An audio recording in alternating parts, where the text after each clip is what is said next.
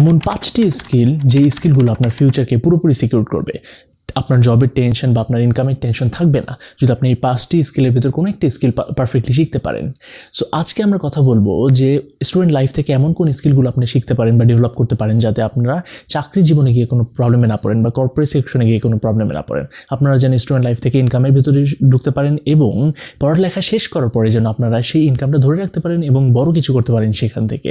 So আজকে আমরা কথা বলবো এমন 5টি হার্ড স্কিল নিয়ে যে হার্ড স্কিলগুলো আপনার কর্পোরেট লাইফে কাজে দেবে অথবা আপনার ফিউচারকে সিকিউর করবে পারফেক্টলি। সো চলুন জেনে নেওয়া যাক আজকের 5টি সেই হার্ড স্কিল। আমাদের প্রথম স্কিল হচ্ছে ডিজিটাল মার্কেটিং। ডিজিটাল মার্কেটিং খুব বেশি গুরুত্বপূর্ণ সবার ক্ষেত্রে যারা স্টুডেন্ট এখন বা স্টুডেন্টের বাহিরেও যারা পড়াশোনা করে শেষ করেছেন তারা ডিজিটাল মার্কেটিং শিখতে চান, এটা তাদের ব্যক্তিগত বিষয়। তবে আমি তাদের জন্য এই ভিডিওটি বানাচ্ছি যারা অ্যাকচুয়ালি ডিজিটাল মার্কেটিংয়ের দিকে ইন্টারেস্টেড। আপনারা যদি ডিজিটাল মার্কেটিং শিখতে চান, যদি আপনি স্টুডেন্ট হয়ে থাকেন, তাহলে অবশ্যই সেই স্টুডেন্ট অবস্থা থেকে শেখা শুরু করুন যাতে আপনার ফিউচারকে আপনি পারফেক্টলি সিকিউর করতে পারেন। আপনার পড়ালেখা শেষ হওয়ার পর যেন ডিজিটাল মার্কেটিং নিয়ে আপনি পারফেক্টলি কাজে নামতে পারেন, সেই জন্য আপনাকে এই স্কিলটি স্টুডেন্ট লাইফ থেকে শেখা শুরু করতে হবে। সো কেন ডিজিটাল মার্কেটিং গুরুত্বপূর্ণ আপনাদের জন্য?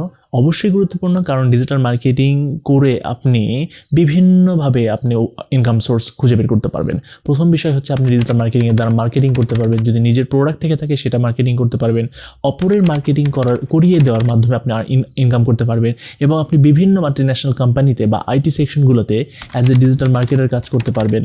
সো আপনার কাছে অনেকগুলো অপরচুনিটিস থাকবে এবং ডিজিটাল মার্কেটিংয়ের ভিতর আপনি স্পেসিফিক কোনো পার্টকে ধরুন, সেই পার্টগুলোতে আপনি স্কিল ডেভেলপমেন্ট করবেন এবং সেই পার্টগুলো অনুযায়ী আপনি ফ্রিল্যান্সিংও করতে পারবেন। So digital marketing is the great way to earn money and it can secure your future. So might be আমার মনে হয় ডিজিটাল মার্কেটিং একটি ভালো স্কিল হইতে পারে আপনাদের ফিউচারের জন্য। 2022 সালের পরে গিয়েও এটি আপনাকে ভালো একটি ফিউচার দিতে পারে এই সেকশনে। সো আপনি ডিজিটাল মার্কেটিংকে অবশ্যই বাছাই করতে পারেন। আমাদের দ্বিতীয় যে হার্ড স্কিলটি সবচেয়ে বেশি গুরুত্বপূর্ণ সেটি হচ্ছে web development. Yes, web development খুব বেশি গুরুত্বপূর্ণ, কারণ আপনারা খেয়াল করে দেখবেন যে এখনকার ম্যাক্সিমাম স্টুডেন্টরাই সিএসসি বা বিভিন্ন কম্পিউটার ইঞ্জিনিয়ারিং দিকে পড়াশোনা করতেছেন, কারণ তারা যেন ওয়েব ডেভেলপমেন্ট শিখতে পারেন এবং ওয়েব ডেভেলপমেন্ট শিখে তারা যেন ভালো একটা ইনকাম করতে পারেন। এখানে শুধু ফ্রিল্যান্সিংয়ের বিষয় না, তারা শিখতেছে অ্যাকচুয়ালি কিন্তু তাদের ফিউচার সিকিউর করার জন্য। তারা যেন ফিউচারে বিভিন্ন মাল্টিন্যাশনাল কোম্পানিতে জব করতে পারে, তারা যেন ফিউচারে বিভিন্নভাবে আর্নিংয়ের দিকে দৌড়াইতে পারে, মানে পড়ালেখার মাধ্যমে দিয়েই বা পড়ালেখা শেষ করে। যদি আপনি খেয়াল করেন যে ম্যাক্সিমাম মানুষ ওয়েব ডেভেলপমেন্ট করে কিন্তু অ্যাজ এ ওয়েব ডেভেলপার হইতে পারে, একজন ফুল স্ট্যাক ডেভেলপার হইতে পারে, আবার তারা বিভিন্ন কোম্পানিতে প্রজেক্ট ম্যানেজার হিসেবে কাজ করে থাকে। আর ওয়েব ডেভেলপমেন্ট শিখে কিন্তু আপনি নিজস্ব ওয়েবসাইট ক্রিয়েট করতে পারেন এবং সেই ওয়েবসাইটে আপনার পোর্টফোলিওগুলো দিয়ে আপনি সার্ভিস প্রোভাইড করতে পারেন অ্যাজ এ ওয়েব ডেভেলপার হিসেবে। অথবা আপনি সার্ভিস প্রোভাইড করতে পারেন আপনার মোবাইল অ্যাপ ডেভেলপমেন্ট, আপনার ওয়েবসাইট ডেভেলপমেন্ট এবং ল্যান্ডিং পেজ ডেভেলপমেন্ট, এই সকল কিছু কিন্তু আপনি করতে পারেন অ্যাজ এ ওয়েব ডেভেলপার হিসেবে যদি আপনি ওয়েব ডেভেলপমেন্ট শিখে থাকেন। সো অবশ্যই ওয়েব ডেভেলপমেন্ট হতে পারে আপনাদের জন্য অ্যামেজিং চয়েস। সো আপনারা এইটিও বিবেচনায় রাখতে পারেন। 3 নম্বর যে হার্ড স্কিল আজকে আমরা কথা বলবো সেটি হচ্ছে কপিরাইটার। ওকে, কপিরাইটার কি? এবং অনেক মানুষ কিন্তু কপিরাইটার সম্পর্কে ধারণাও থাকে না, যে তারা আসলে জানেন না যে কপিরাইটার কি। অনেকে ভেবে থাকেন কপি করে নিয়ে এসে হয়তো কোনো কিছু লেখা বা কপি করে নিয়ে এসে কোনো জায়গায় পেস্ট করা এটাই কপিরাইটারদের কাজ। অ্যাকচুয়ালি তা না, কপিরাইটার আলাদা জিনিস। আপনারা যারা ফেসবুক চালায় থাকেন অথবা বিভিন্ন রকমের ল্যান্ডিং পেজ দেখে থাকেন, বিভিন্ন রকমের অ্যাডভার্টাইজের কোনো ক্যাপশন পড়ে থাকেন হয়তো, বা তারা যদি এইগুলো সম্পর্কে ধারণা থাকে যে তাহলে আপনারা বুঝতে পারবেন যে কপিরাইটিং কি। খেয়াল করে দেখেন, আপনি কোনো একটা ক্যাপশন পড়তেছেন, কোনো অ্যাডভার্টাইজমেন্ট পড়তেছেন, সেই লেখাগুলো বা সেই ভিডিওর কথাগুলো অ্যাকচুয়ালি কপিরাইটারদের কাজ বা স্ক্রিপ্ট রাইটারদের কাজ। আপনি কপিরাইটার বা স্ক্রিপ্ট রাইটার দুটো সিমিলার জিনিস, আপনি একত্রে বলতে পারেন। সো আপনি যদি একজন কপিরাইটার হইতে চান, তার মানে আপনার পেমেন্ট কিন্তু অনেক হাই ভ্যালুয়েশনে করা হয়। যারা আর্টিকেল রাইটার সাধারণত তাদের থেকে 100 গুণ বেশি কপিরাইটাররা আর্নিং করে থাকে। কারণ হচ্ছে যে তারা সেল কনভার্ট করে। একজন আর্টিকেল রাইটার কখনোই সেল কনভার্ট করে না, তারা একটা কোয়ালিটি আর্টিকেল লিখে দেয়, সেটা যেন আর্টিকেলটা যেন গুগলে সার্চে র্যাঙ্ক করে এবং সেই র্যাঙ্কের মাধ্যমে যেন তারা ইনকাম করতে পারে এবং ভিজিটর গেইন করতে পারে।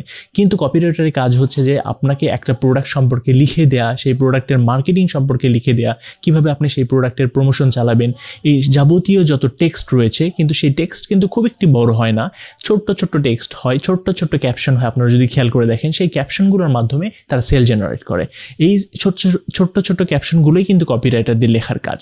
সো আপনি কিন্তু ইচ্ছা করলে কপিরাইটার হইতে পারবেন। আর যদি আপনি ট্রাই করে যান, আপনার যদি লেখালেখি জেনে থাকেন, তাহলে আপনি যদি ট্রাই করে যান, তাহলে কিন্তু আপনি ইচ্ছা করলেই অ্যাজ এ কপিরাইটার হিসেবে আপনার কেরিয়ার শুরু করতে পারবেন। এবং এর ডিমান্ড অনেক বেশি থাকবে ইন ফিউচারে, কারণ ইদানিং দেখবেন যে আপনার ল্যান্ডিং পেজ, তারপরে ফেসবুকে আপনার ক্রিয়েটিভ চালানোর পাশাপাশি কিন্তু আপনারা দেখবেন যে ভিডিওর ডিমান্ড অনেক বেড়ে গেছে, বা ভিডিও প্রমোশনের ডিমান্ড অনেক বেড়ে গেছে। ভিডিও প্রমোশনের ক্ষেত্রে খেয়াল করে দেখবেন যে কিন্তু কপিরাইটাররা খুব বেশি ভূমিকা রাখছেন স্ক্রিপ্ট লেখার ক্ষেত্রে। সো আপনি কিন্তু ইচ্ছা করলে কপিরাইটার হিসেবে আপনার ফ্রিল্যান্সিং যাত্রা শুরু করতে পারেন। 4 নম্বর যে স্কিল নিয়ে আজকে আমরা কথা বলবো সেটি হচ্ছে যে graphics designer.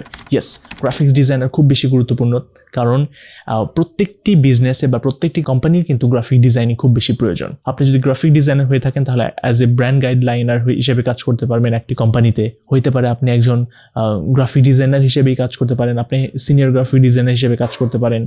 So graphic designing পার্টটা প্রত্যেকটা কোম্পানিতেই গুরুত্বপূর্ণ, যারা কোম্পানি রান করেছেন তাদের জন্য গুরুত্বপূর্ণ। সো কারণ তাদের মার্কেটিং পারপাসে অনেক রকমের ডিজাইন লেগে থাকে, অফলাইন মার্কেটিং হতে পারে, অনলাইন মার্কেটিং হতে পারে, সকল ক্ষেত্রে কিন্তু ডিজাইনের প্রয়োজন আছে। So graphic design is one of the most amazing part for you if you are going to start your own journey in freelancing career. আপনি যদি ফ্রিল্যান্সিং কেরিয়ারে বা অনলাইন কেরিয়ার শুরু করতে চান, তাহলে কিন্তু গ্রাফিক ডিজাইনারও একটি বিবেচনায় রাখতে পারেন আপনি, যাতে আপনি সেই সেকশনে গিয়েও ভালো কিছু করতে পারেন। তবে খেয়াল রাখবেন যে শুধু গ্রাফিক ডিজাইনার হইলেই হবে না, আপনাকে কোয়ালিটি গ্রাফিক ডিজাইনার হতে হবে। আপনি যদি গ্রাফিক ডিজাইনিং শিখতে চান, তবে অবশ্যই কোয়ালিটি গ্রাফিক ডিজাইনার হতে হবে। গ্রাফিক ডিজাইনিং এই সেকশনে এত বেশি কম্পিটিশন যে আপনি খেয়াল করবেন যে আপনি ক্লায়েন্ট নিয়ে আসতে পারছেন না, বা আপনি ক্লায়েন্ট ধরতে পারছেন না, কারণ অলরেডি কোয়ালিটি ডিজাইনাররা তারা কাজ করছে। সো আপনি যদি ভালো কোয়ালিটি আর মানে ডিজাইন না করতে পারেন, অথবা আপনার যে কনসেপ্ট জেনারেশনটা ভালো না হয়ে থাকে, তাহলে কিন্তু এই সেকশন আপনার জন্য না। আরেকটা জিনিস, ভিজুয়ালাইজেশন খুব বেশি গুরুত্বপূর্ণ এখানে। আপনি যখন কোনো একটা ডিজাইন করতে গিয়েছেন, সেই ডিজাইন করার ক্ষেত্রে কিন্তু আপনাকে ভিজুয়ালাইজ করতে হবে যে এই ডিজাইনটা কীরকম হতে পারে, বা মানুষের কাছে কীভাবে আপনি প্রেজেন্ট করলে মানুষ সেটাতে রেসপন্স করবে। এই জিনিসগুলো যদি আপনি জেনে থাকেন, বা আপনার যদি আইডিয়া থেকে থাকে বা ইন্টারেস্ট থেকে থাকে, তাহলে গ্রাফিক ডিজাইনিং সেকশনটা আপনার জন্য। So last but not the list, 5 number যে স্কিলটি আপনার জন্য সেটি হচ্ছে রিসার্চার। ইয়েস, এইটি সবচেয়ে গুরুত্বপূর্ণ পার্ট এবং সব হাই পেইং স্কিল। এটি কী কারণে বলতেছি? রিসার্চ করা যার তার কাম্য নয় যে সে রিসার্চ করতে পারেন না। মার্কেট প্লেস রিসার্চ করা, অথবা হইতে পারে বিজনেস রিসার্চ করা, হইতে পারে আপনার কোন প্রোডাক্ট মার্কেটে চলবে, কোন প্রোডাক্ট চলবে না, সেই জিনিসগুলো যদি রিসার্চ করার বিষয় হয়ে থাকে, বা পুরো মানে মার্কেটিং ডিপার্টমেন্টটা চালানো রিসার্চার কিন্তু কাজ। অবশ্যই সে রিসার্চ করে বের করে এই জিনিসটা করলে ভালো হবে, দেন ডিসকাশন হয়ে থাকে, দেন সবার ক্ষেত্রে একটি ডিসিশন নেওয়া হয়ে থাকে যে কীভাবে আপনারা হচ্ছে ডিজিটাল মার্কেটিংয়ের এই প্রসেসটা আগাবেন। সো রিসার্চার সবচেয়ে গুরুত্বপূর্ণ বিষয় একটি কোম্পানির জন্য। একটা কোম্পানি যখন শুরু হয়, আপনি খেয়াল করবেন রিসার্চার কিন্তু রিসার্চ করে মার্কেট প্লেস, দেন বের করে যে ল্যাকিংস কোথায় আছে এই মার্কেট প্লেসের, বা এই মার্কেটের এই কোম্পানি দেওয়ার পর যে আমরা কীভাবে গ্রো করব, সেই জিনিসগুলো কিন্তু একজন রিসার্চার খুঁজে বের করে। সো আপনি যদি একজন রিসার্চার হয়ে থাকেন, বা আপনি যদি একজন রিসার্চার হওয়ার ইচ্ছা পোষণ করেন, তাহলে কিন্তু ইউ আর ওয়েলকাম। এই সেকশনটি খুবই লো কম্পিটিশন। এই সেকশনে গিয়ে আপনি কিন্তু আরামসে ভালোভাবে কাজ করতে পারবেন এবং ইনকাম জেনারেট করতে পারবেন, যদি এখন থেকে আপনি শুরু করেন। তবে খেয়াল করবেন যে 2-3 বছর পর দেখবেন যে বাংলাদেশেও বেশ কিছু রিসার্চার তৈরি হয়ে যাবে, যারা ব্র্যান্ড গাইডলাইন দিয়ে থাকেন, যারা বিজনেস অ্যানালাইজ করে থাকেন। সো বিজনেস অ্যানালাইজ এবং ব্র্যান্ড গাইডলাইন এইগুলো সকল কিছু ক্ষেত্রে কিন্তু রিসার্চারের ভূমিকা খুব বেশি। সো আপনি যদি রিসার্চ করার অ্যাবিলিটি আপনার বেশি থাকে, তাহলে কিন্তু আপনি অ্যাজ এ রিসার্চার হিসেবে আপনার কেরিয়ার শুরু করতে পারেন। সো আশা করা যায় এই 5টি যে হার্ড স্কিল সম্পর্কে আমরা কথা বলবো, সেই 5টি হার্ড স্কিল আপনাদের লাইফ এত বেশি ইম্প্যাক্ট ফেলবে, যাতে আপনারা আপনাদের কেরিয়ার শুরু করতে পারেন স্টুডেন্ট জীবন থেকে এবং আর্নিংয়ের ভেতর যেতে পারেন। এবং সবচেয়ে গুরুত্বপূর্ণ বিষয় হচ্ছে যে আপনারা এই স্কিলগুলো শিখে পরবর্তীতে যেন আপনাদের ফিউচারগুলোকেও সিকিউর করতে পারেন। যদি আমার এই ভিডিওটি ভালো লেগে থাকে, তাহলে অবশ্যই সাবস্ক্রাইব করবেন এবং সাবস্ক্রাইব করে বেল বাটনটি চালু করে রাখবেন, যাতে নতুন ভিডিও পাওয়ার সাথে সাথে নোটিফিকেশন পেয়ে যান।